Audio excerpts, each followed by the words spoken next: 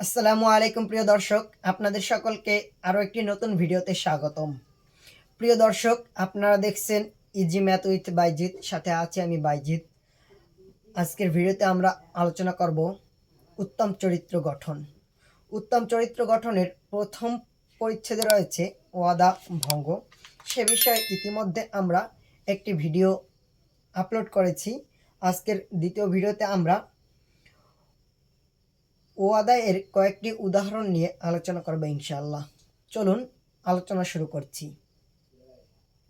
সময়ের ওয়াদা, যেমন কেউ ওয়াদা করলো যে আমি বিকালে 5টায় আপনার সাথে দেখা করব, কিন্তু কোনো কারণ ছাড়াই বিকালে তার 5টার সময় সে এলো না এবং কারণবশত আসতে পারছি না বলে পূর্বে অবহিত করল না, তবে এটা ওয়াদা ভঙ্গ করার অন্তর্ভুক্ত।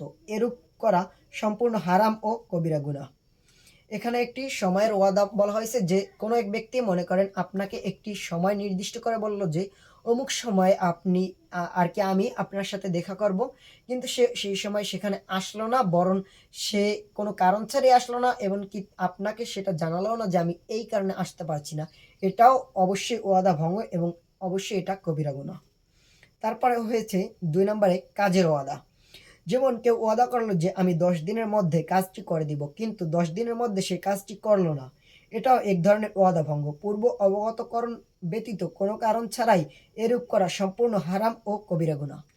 অর্থাৎ আপনার একটি সমস্যার কারণে যদি আপনি কাউকে কথা দিয়ে থাকেন সেটি পূর্ণ করতে না পারেন, সেটি তাকে জানানো উচিত আপনার। যদি না জানান তবে সেটা অবশ্যই ওয়াদা ভঙ্গ হবে এবং এটা কবিরা গুনাহ হবে।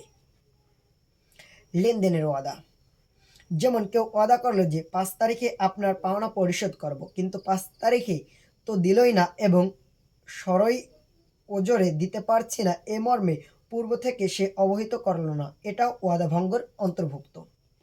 স্থানের ওয়াদা, যেমন কেউ ওয়াদা করলো যে আমি অমুক সময় অমুক স্থানে আপনার সাথে দেখা করব, কিন্তু কোনো কারণ ছাড়াই পূর্ব অবগতকরণ ব্যতীত যথাসময়ে সে স্থানে উপস্থিত হলো না, এটাও ওয়াদা ভঙ্গের অন্তর্ভুক্ত। এরূপ করার দ্বারা ওয়াদা ভঙ্গের গুনাহ হবে। দায়িত্ব পালনের ওয়াদা, যেমন কেউ ওয়াদা করলো যে আমি আন্তরিকতার সাথে এবং যথাযথভাবে এই দায়িত্ব পালনের অঙ্গীকার করছি। সাধারণত সংগঠনের দায়িত্বশীলগণকে এভাবেই শপথবাক্য পাঠ করানো হয়ে থাকে, কিন্তু দেখা গেল যে সে অবহেলাবশত আন্তরিকতার সাথে দায়িত্ব পালন করছে না, বরং প্রতিটি কাজেই যথেষ্ট ত্রুটি ও অবহেলা করছে। এটা ওয়াদা ভঙ্গের অন্তর্ভুক্ত। উপরোক্ত আলোচনা থেকে আমরা বুঝতে পারলাম যে যে কোনো বিষয়ের ওয়াদা করলে তা পালন করা জরুরি, ভঙ্গ করা হারাম ও শাস্তিযোগ্য অপরাধ। তাই আসুন, যাদের মধ্যে ওয়াদা ভঙ্গের অভ্যাস আছে, আমরা প্রত্যেকেই আজ থেকে পাক্কা ইরাদা করি জীবনে কখনো ওয়াদা ভঙ্গ করব না, ওয়াদা ভঙ্গ করাকে অন্তর থেকে ঘৃণা করব, ওয়াদা ভঙ্গকারী থেকে দূরে থাকব।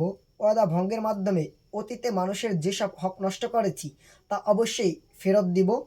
ওয়াদা ভঙ্গের মাধ্যমে যাদের হক নষ্ট করেছি এবং যাদের কষ্ট দিয়েছি তাদের কাছ থেকে অবশ্যই ক্ষমা চেয়ে নিব। অতীতের ভুলের জন্য আল্লাহর কাছে তওবার কান্নাকাটি করব। হক্কানি শায়েখ চিকিৎসা অনুযায়ী এই অভ্যাস দূর করার চেষ্টা করব। আল্লাহ আমাদের আমল করার তৌফিক দান করুন, আমিন। প্রিয় দর্শক, আজকের ভিডিও পর্বে ছিল এই পর্যন্তই। আগামী পর্বে আমরা ওয়াদা সম্পর্কিত আয়াত নিয়ে আলোচনা করব ইনশাআল্লাহ। ততক্ষণ পর্যন্ত ভালো থাকবেন সকলে। দেখা হবে আগামী ভিডিওতে। আল্লাহ হাফেজ।